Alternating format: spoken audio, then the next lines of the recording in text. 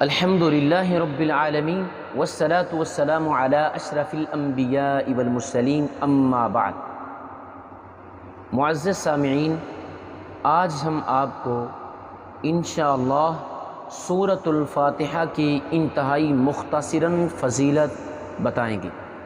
سورۃ الفاتحہ قرآن حکیم کی 114 سورتوں میں سے سب سے پہلی سورت ہے اور اس سورت کے متعدد نام ہیں۔ اس سورت میں اللہ وحدہ لا شریک نے عقیدہ توحید اور ہمارے لیے ایک بہترین سبق رکھا ہے، جس میں حدیث قدسی ہے کہ اللہ تعالیٰ فرماتے ہیں کہ اس سورت کو میں نے 2 حصوں میں تقسیم کر دیا ہے، ایک حصہ اپنے بندوں کے لیے اور ایک حصہ اپنے لیے ہے۔ ایک حصے میں اللہ تعالیٰ کی تعریف، اس کی حمد بیان ہوتی ہے، اور دوسرے حصے میں بندہ اپنے لیے مناجات کرتا ہے۔ یہ وہ صورت ہے کہ جس کے متعلق رسول رحمت صلی اللہ علیہ وسلم نے فرمایا کہ جب بندہ یہ صورت پڑھ کر دعا کرتا ہے، اللہ تعالیٰ شرف قبولیت سے نوازتے ہیں۔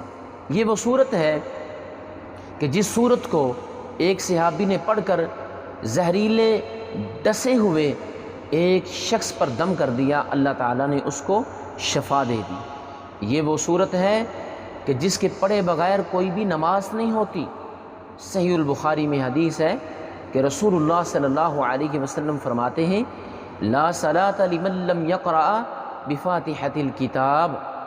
اس میں جو من کا لفظ ہے وہ عام ہے، کسی بھی نمازی کی کوئی بھی نماز نہیں ہوتی جب تک وہ سورۃ الفاتحہ نہ پڑھے۔ اور یہ سورۃ الفاتحہ ایک بہترین اللہ تعالیٰ کی حمد ہے، بہترین دم ہے، بہترین اللہ تعالیٰ کی تعریف ہے۔ اس سورت کو بڑی فضیلت حاصل ہے، بظاہر دیکھنے میں چھوٹی ہے لیکن اس کا معنی و مفہوم یہ بہت طویل ہے۔ جس گھر میں یہ سورت پڑھی جاتی ہے اس گھر میں خیر و برکات، اور اس گھر میں اللہ تعالیٰ کی رحمتوں اور برکتوں کا نزول ہوتا ہے۔ دعا ہے اللہ ہمیں زیادہ سے زیادہ یہ سورت پڑھنے کی، پڑھانے کی، اس کی اشاعت کرنے کی توفیق عطا فرمائے۔